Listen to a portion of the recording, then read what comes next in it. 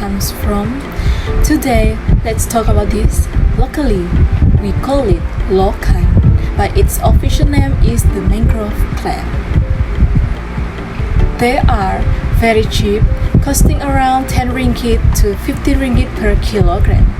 We love to eat them in spicy sambal or a warm soup.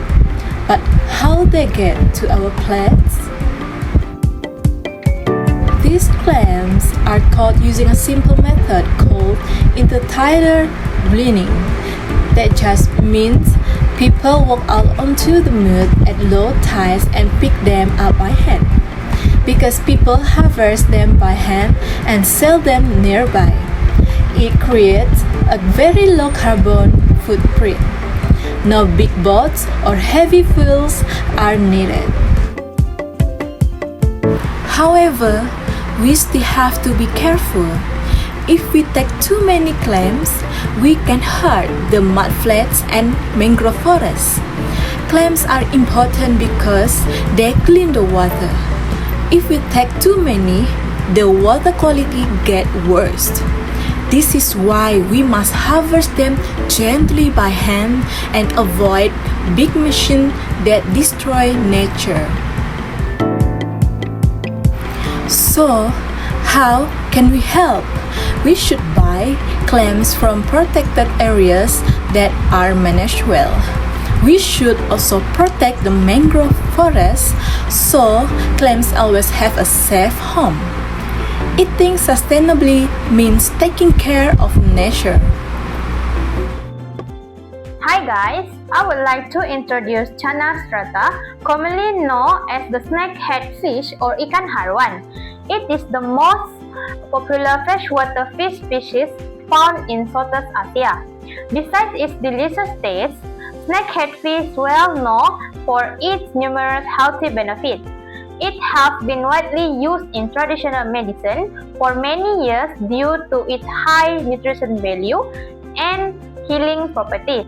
The market price for snakehead fish usually ranges between 15 ringgit to 30 ringgit per kilo, and depending on its size and availability. In Malaysia, snakefish is often cooked as an herbal soup because it is believed to help speed up the healing process of wound caused by accident or surgical procedure. It is also commonly recommended for women after childbirth, whether through normal delivery or C-section, as it may support recovery and tissue repair. Furthermore, snakefish can be prepared in various ways, such as in soup, fried dishes, or grilled meals. Therefore, it is not only tasty but also beneficial for human health. Now, let's look at sustainability evaluation. Snakefish has a relatively low carbon footprint because it is usually sold locally and does not require a long distance transportation.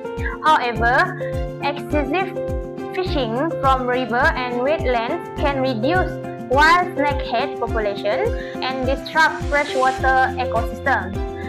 As a sustainable alternative, consumers are encouraged to choose snakehead fish from responsible aquaculture farms and avoid catching immature or undersized fish.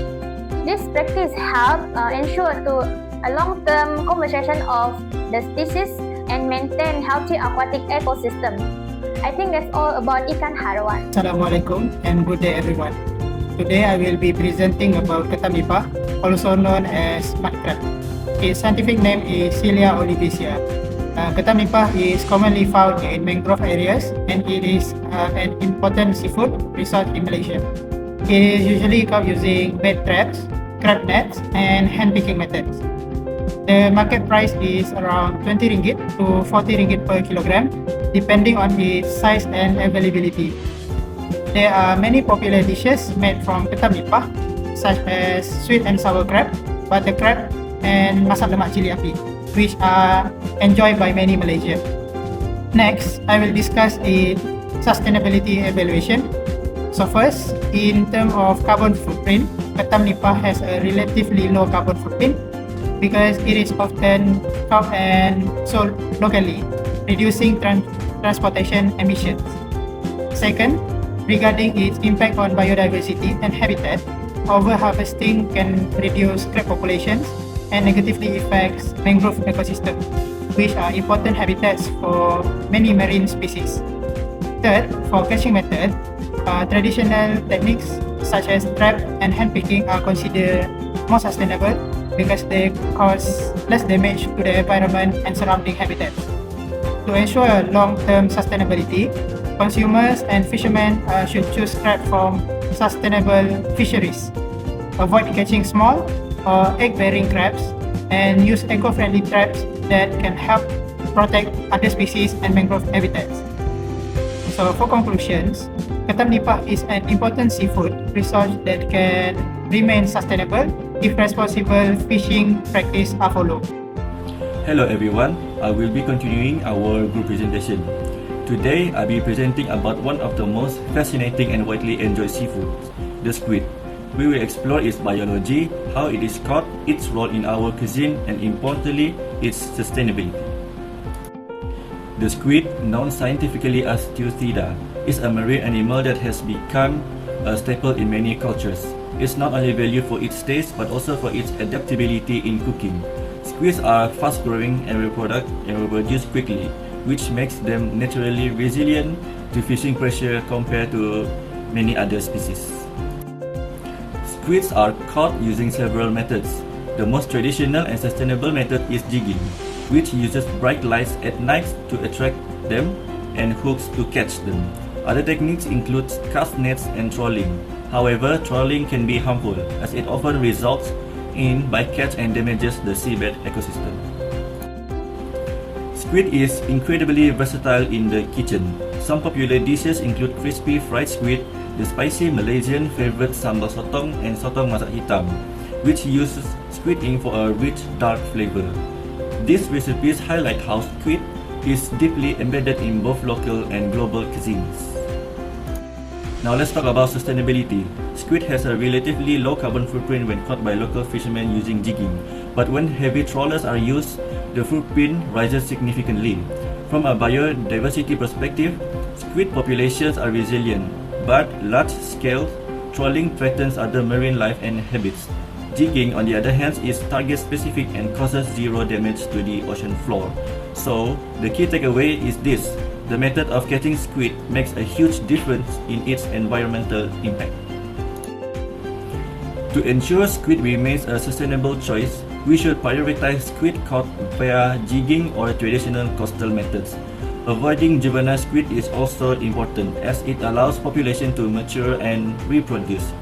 In conclusion, squid is not only delicious and versatile but can also be a sustainable seafood option, provided we make conscious choices about how it's sourced. Hello everyone, my name is Angela Najma and my lecture number is 98172. Today, I will be sharing information about shrimp or udang laut, which is one of the most popular seafood product in Malaysia. The scientific name for the shrimp is Pinus sp. Shrimp are commonly caught using several methods such as throw nets, cast nets, shrimp traps, and through aquaculture or shrimp farming. The market price of shrimp usually range from Rm35 ringgit to Rm50 ringgit per kilogram, depending on its size, freshness, and species. The scientific shrimp are also widely used in many delicious dishes. Some popular recipes include masak lemak cili api, prawn tempura, and butter prawn, which are enjoyed by people of different culture and background. Shrimp are also However, it is important to consider the sustainability of shrimp harvesting. In terms of carbon footprint, shrimp caught by local fishermen generally have a lower environmental impact compared to those caught by large commercial trawlers. Regarding biodiversity and habitat, trawling can cause bycatch and damage the bay ecosystem. Therefore, more sustainable methods such as shrimp traps and selective nets are encouraged because they reduce unwanted catch and minimize habitat destruction. As consumers, we can help protect marine ecosystem by taking shrimp from sustainable farms or certificate fisheries, avoiding the purchase of small or immature shrimp, and supporting eco-friendly fishing practice. In conclusion, shrimp are an important seafood resource, but responsible harvesting and consumption are essential to ensure their availability for future generations.